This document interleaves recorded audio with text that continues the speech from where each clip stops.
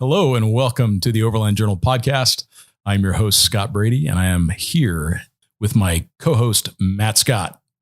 What's going on, everyone? And talk about an interesting question, which is, what is overlanding? Yeah, what is actually overlanding? And I think that now more than ever, it is appropriate to talk about it. When we first started defining that back in 2006 and 2007, we spent a lot of time polling the overlanders of the day, the people who had driven around the world and the people who had crossed continents and done major expeditions, to get their insights into what overlanding meant to them. And from that, we curated our own definition from that. And I think it's most important to say two things before we even get started. First off, I do not protest to know the answer completely to this question. And even though I have experience, I do not position myself as having all of the experience necessary to define this. This is as a result of lots of conversations with lots of individuals. This is not a definition that I'm coming up to on my own, or is Matt coming up to on his own. I mean, I have one on my own. Yeah. And we're going to hear Matt's in just a minute. But I think that if we start from that position of knowledge, of trying to gain and understand knowledge, that's where we were when Jonathan Hansen and Graham Jackson and myself worked together to create the definition that we had to overlandjournal.com for what is overlanding. And as a result of that effort, it's certainly the most popular page on the interwebs about the answer to that question. We're not saying that we're the only definition, but the important thing is to recognize the two things, which is overlanding is growing rapidly and it's changing rapidly, which means that in my mind, the definition does not change. The description of it may change. How people describe their activity of overlanding may change. So that's the first thing I think, is that the definition doesn't really change. It doesn't get gentrified. It doesn't get reduced to something elemental just to appeal to a larger audience. The definition is what the definition is, just like any other word or any other saying. There are definitions, and that's important to have because it gives us something to work from. And it's also important for me, at least personally, to come at this from a real place of humility, recognizing that I only know a fraction of what I want to know about the subject. So what we're going to talk about today is all of the information that we've gathered, and also some things that can influence the way that people define it. So just from the start, I want to make sure that any cognitive biases that I may have are certainly laid out on the table. By me traveling around the world and crossing continents and doing it for months or years at a time, that can influence my view of the definition of overlanding. And maybe I make it sound too difficult, or even, unfortunately, if it comes across this way, as elitist, which is not my goal. But what I want to do is try to find a balance between the two, and questions that we can ask ourselves to define if we are actually overlanding, because it's okay to say that, hey, we're just camping, or it's okay to say we're just four-wheeling. So we're going to kind of come at it from that perspective. When you look at just the general definition of overlanding or overland, it was used by the Australians a long time ago, before there was even cars. Overlander 4x4 magazine going back to, the 70s, I want to say. That's right. Yeah. So those things have been around a long time. And the Australians called it overland because they were going overland with their cattle. And that was really where the term took on some general use, and it's been used in many forms since then. But we do need to understand those biases that can come into play, which means that we need to always assess the level of skills and the level of experience of the messenger.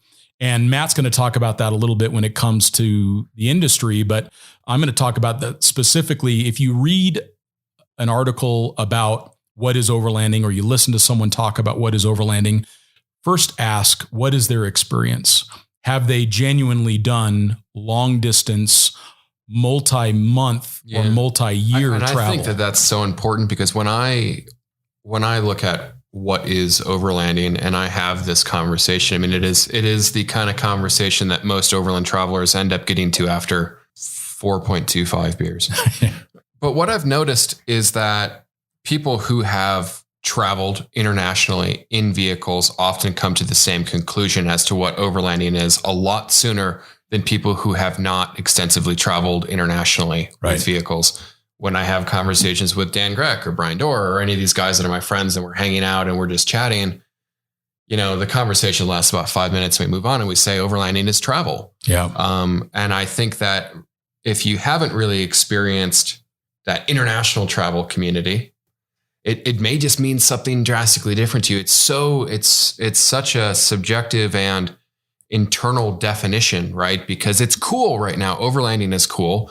Yeah, I don't know. I mean, you see some like random French couple that's driving in a Citroen Chevaux or something down the Pan American Highway. And then again, this is where it separates. Like I'm going to look at that and be like, oh man, look at that overland traveler. Look at that person traveling. Look at that. Where somebody here, maybe in the United States, like maybe a newer overlander that hasn't had the experience of traveling overseas might just not even recognize that as an overlander because they're not in a Tacoma. It doesn't have big tires, it doesn't have suspension, it doesn't have this. And I think that it's important to recognize that overlanding is an activity.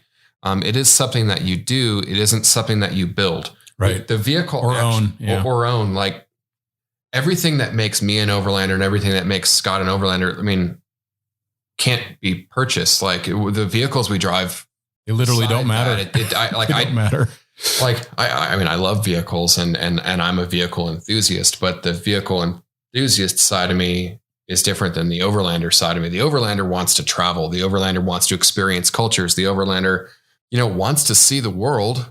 And maybe I just don't know what that portion of me that wants to lift the truck and do all of these modifications to them. Is that overlanding? I don't know if that is even the essential part of it. I don't know if that is the defining characteristic. It's the Jeep wave of overlanding, right? It's I mean, I recognize that within myself when I first started, when I had traveled less, I tended to do more vehicle modifications. So my vehicles were far more modified and far more complex when I had not traveled a lot, because I think I was planning for the eventualities that I didn't know would or wouldn't exist. So I think I over prepared it like the Boy Scout would do.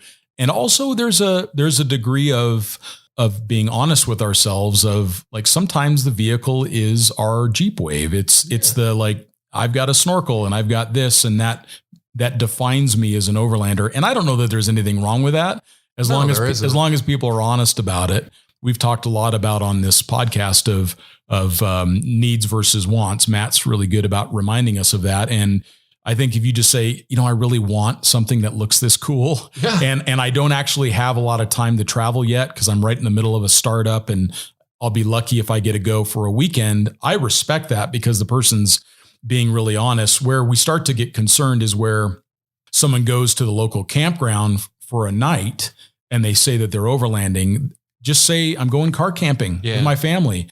And like, I go camping in the Prescott National Forest all the time, and I would never call it overlanding. I'm just like, I'm excited to go camping. I'm going to go car camping this weekend. I'm going to set up a tent. I'm going to make a fire. I'm going to make some s'mores, and I'm just going to call it what it is. If I go out driving a technical trail for the day, I don't say that I'm overlanding. I say that I'm four-wheeling, just because that's actually what I'm doing. It may be in my overland vehicle that I'm doing that, but I think it's just really important to kind of call it what it is. Exactly. And you just hit on something. You can have an overland vehicle. You can have your North American spec Defender 110 that is the iconic. You can have the Tacoma that is the practical. Whatever you drive, it doesn't actually matter, right? Like, you can go car camping out of an overland vehicle. You can go road tripping out of an overland vehicle. You can go rock crawling out of an overland vehicle in some regards. You can go four-wheeling out of an overland vehicle.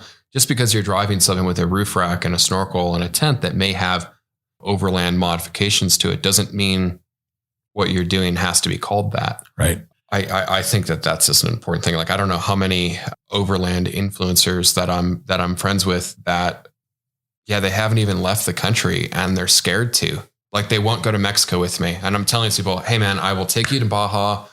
Let's get your toes wet. Let's do something. And I have to say, what is the validity of calling yourself an overlander if you're not interested in travel? I think that's where I was going with that is if the goal for you isn't travel, if the goal for you is conquering specific trails, if you're an overlander, I think it is travel, right? Yep, it really is. And And that was kind of the definition that we came to, Jonathan did, and Graham Jackson and myself over a decade. Let's just read that. Ago. So 2 definitions, one and the same, right? So the simple definition is vehicle dependent adventure travel.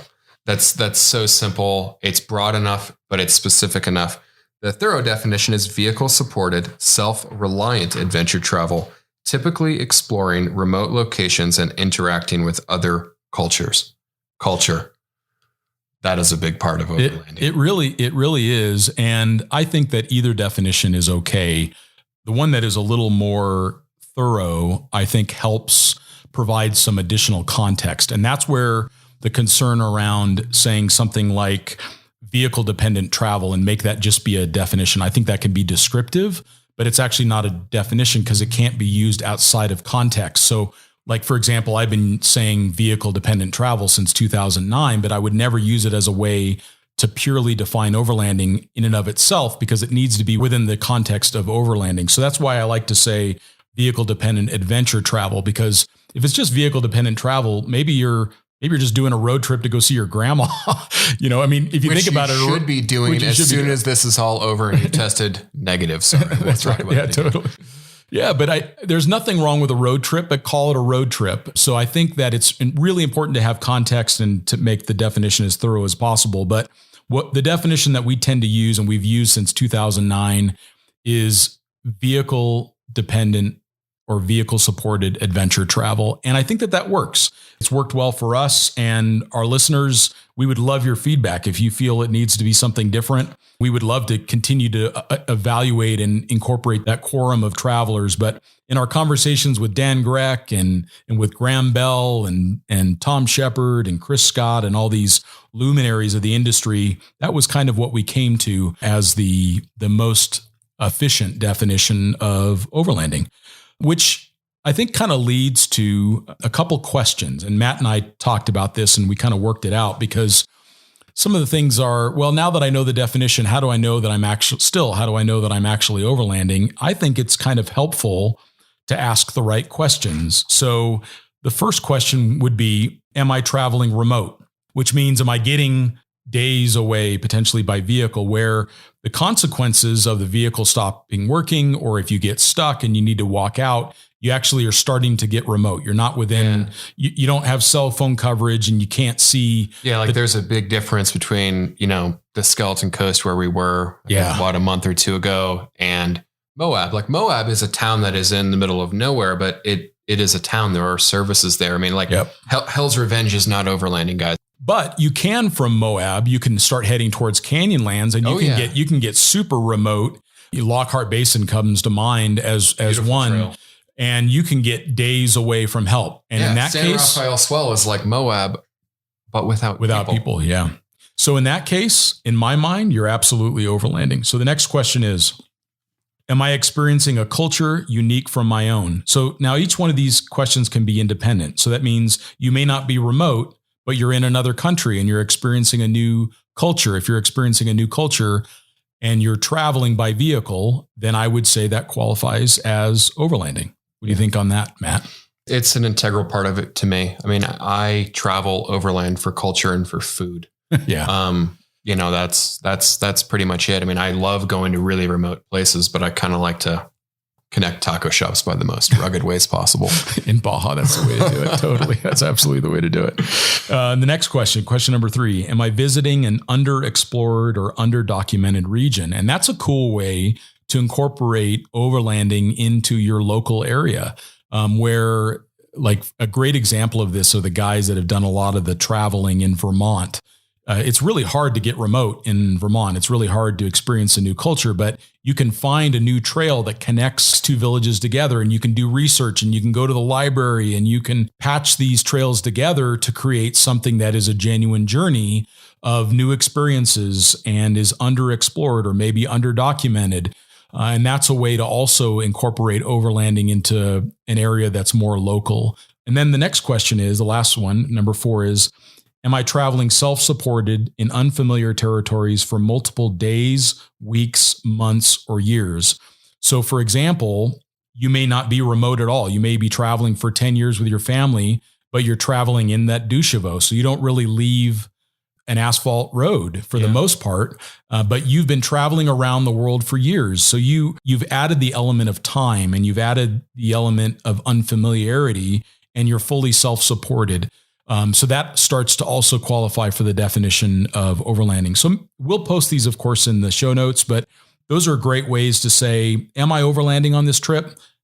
Can I answer any one of these questions as a definitive yes? Then most likely you are. And again, we're framing this in a helpful way. We're not trying to say that we know it all, because I do not know it all. I know only a fraction of what I hope to know, but these are some ideas that help frame the concept of, am I actually overlanding? Yeah. In a lot of ways, it's almost similar to the difference between a vacation and traveling. Yeah. Travel to me is more in depth. It's more meaningful. It's more of a quest, more of a search. Vacation to me is, margaritas on the beach. Margaritas on the beach. And there's nothing wrong with it. Can also be overlanding. No, that's the problem. Yeah. Is that it's hard to really tie this definition down, because it is designed to be inclusive, and travelers are very accepting people. So nobody wants to really go to somebody's face and say, "You're not an overlander." Yeah. And then the ensuing brawl begins. But and I guess really important, we don't want anybody to take that away from this conversation. It's literally just a conversation that helps provide some framework. I remember when I first started traveling by vehicle, I would call things that I was doing expeditions. And in hindsight, I realized I was completely incorrect. I came from a place of ignorance. I came from a place of not having done really long, really remote travel to know the difference. So that is one of the definitions that we will cover today, which is vehicle dependent expedition. Now, take all of the pieces of overlanding and then add a purpose to it. Or when Tom Shepard was the first to cross the Sahara, those are expeditions. These are firsts. These are major undertakings. Yeah. This is travel with a purpose or a scientific endeavor. So it's okay to not call your trip an expedition. I learned that the hard way myself. I made that mistake and called things that I did expeditions when they weren't. And now I don't do that. In fact, I would say that I've probably only done 2 real expeditions in my whole life. Yeah. For me, calling yourself an expedition leader or calling the trip that you're doing an expedition, that's pretty serious. That's supposed to carry some weight with it. And when I was at the Explorer, the event that I try and go to every year at the Royal Geographical Society in London, I was talking with Shane Windsor. We kind of came to this idea that if it's not something that can end up in their archives, if there's no scientific report, if there's no scientific paper being published from it, if there's no academic reason for the trip, it's not an expedition. If exploration, being the first person to cross Antarctica or whatever it may have been, and that surely that ended up in the archives of the Royal Geographical Society or some kind of university or higher learning establishment. Use that as an example. That's my personal rule. If you're not proving something for the first time, or you're not doing something for the first time, or you're not doing scientific or educational research, it's probably not an expedition. And that's just okay. And I recognize the allure of it, because I made the same mistake myself. And I recognize the allure. And at the time, I will say that when I did my first trip through Copper Canyon, when there was no GPS tracks, and it sure felt like an expedition to me. It felt terrifying and unfamiliar, and it felt like I was conquering the world, when in a way I was really just conquering my own fears. And that doesn't make it an expedition, but it sure felt like it to me at the time. Yeah. And I think the goal here isn't to be arrogant and say what you're doing it's not what you're saying it is, or whatnot. That's not what it is. I think it's about properly classifying things. So those terms have meaning. That's right. I'll kind of get into the overland industry right now. One, we now have an overland industry. That's really cool. It used to be a few guys, and now it's a thing. You have car companies that are actively recognizing it. But when I see overland companies talk about overlanding at the King of the Hammers, I'm like, what? Like really? You have cell coverage. You have cell coverage. There's 2,000 fifth wheel RVs within a mile of you, and this is motorsport. Yeah. King of the Hammers is amazing. I think it's Like, super cool. Yeah. Rock crawling is like the things that these guys are able to make their vehicles do, through engineering, through design, and the largest part through the skill of the driver. Like, that's cool. We're not saying that that's not. I think it's very cool. It's amazing, but it's not overlanding. Yeah. Newsflash. The suspension kit that 3 weeks ago had the name Rock Crawler in it, but now has Overland kit in it. Like, I think that consumers need to kind of demand better from some of these companies. Yeah. Overlanding is long distance. Overlanding is about being self-sufficient. It's not about putting shocks on your vehicle that have to be rebuilt in, 5 to 10,000 miles, or Heim joints that have very short service intervals. Again, these people don't have the experience to know what overlanding is.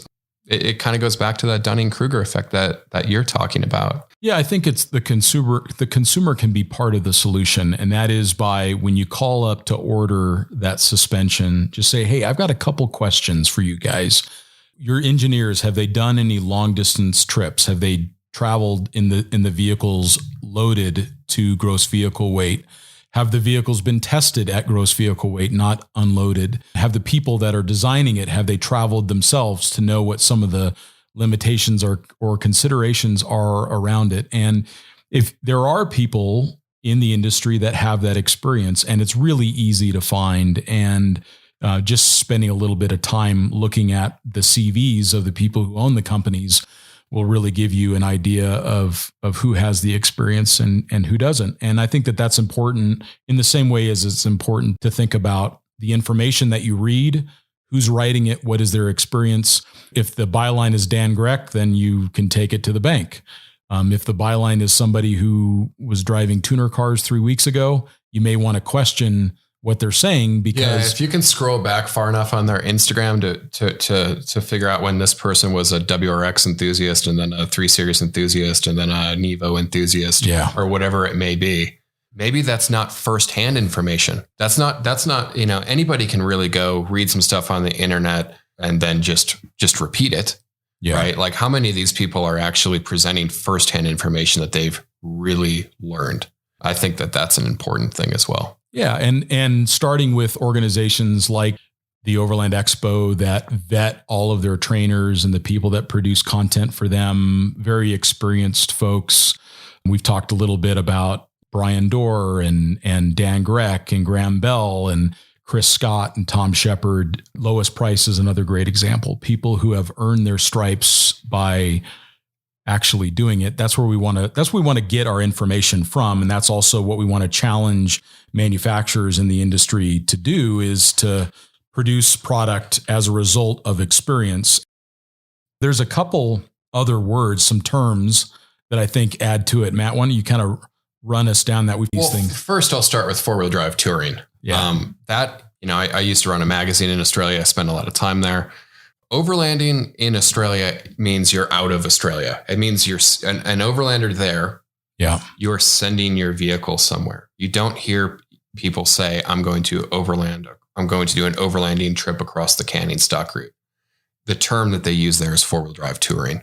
And I think it is so appropriate and so concise. And I wish, and very honest. Yeah. And very honest. I wish more people would use it. But yeah, so off-roading. What is off-roading? Simply, it's recreational sport using a 4-wheel drive. This is the local 4-wheel drive trail that you're doing. This is your local club.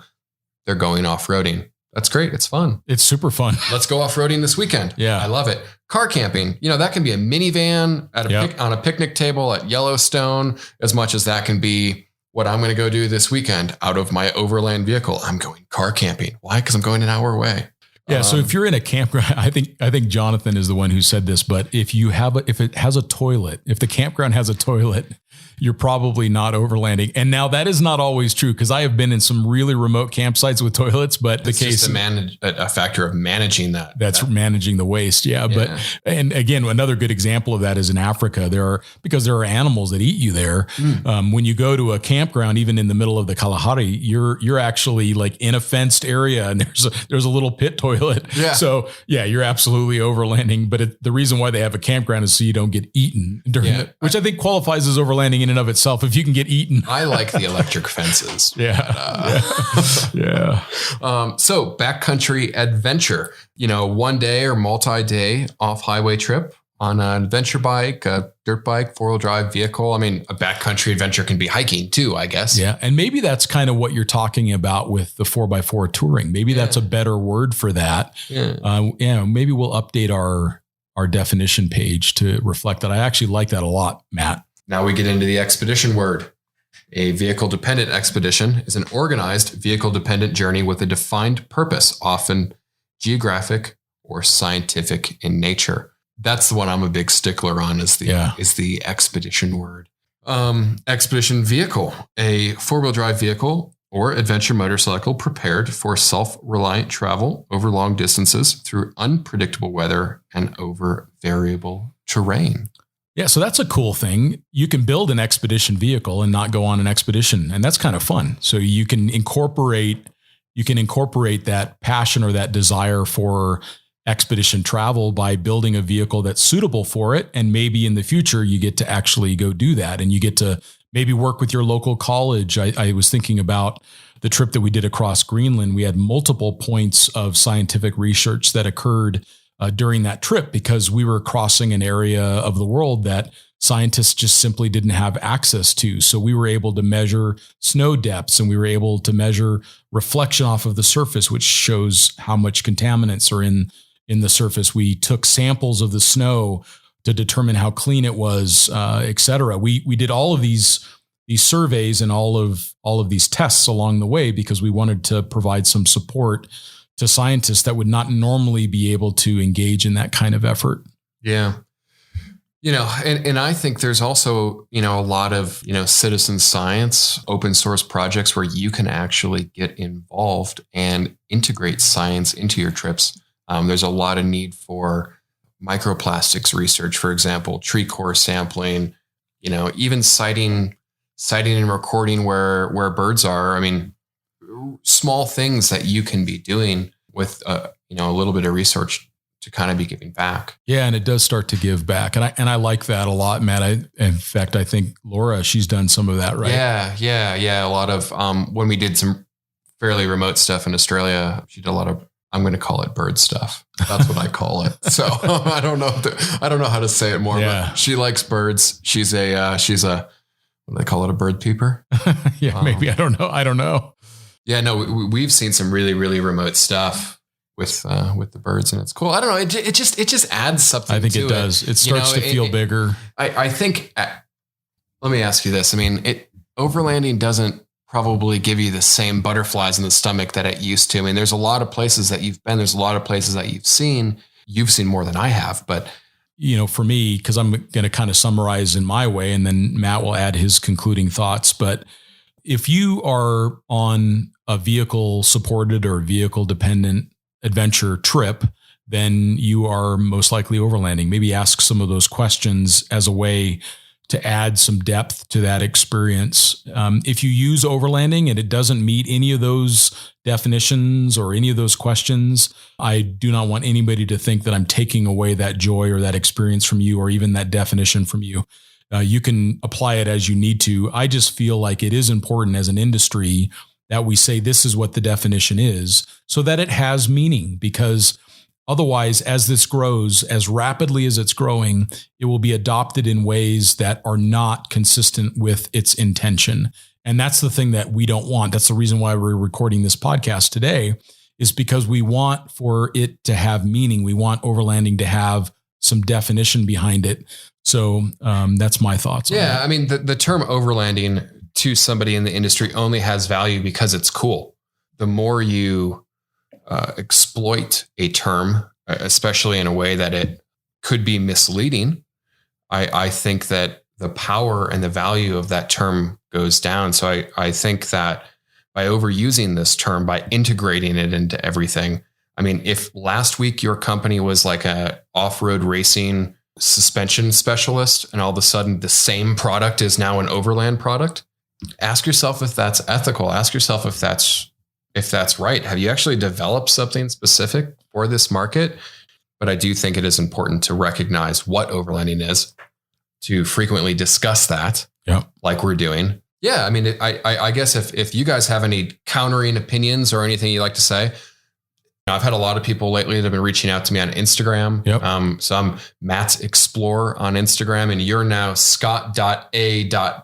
That's me. Let's have a conversation about it. I think that's important. Well, thank you all for listening. We really appreciate everyone's support and questions and continued comments. And if you like the podcast, please subscribe and send us any comments or questions through Instagram. And we will talk to you next time. See you guys.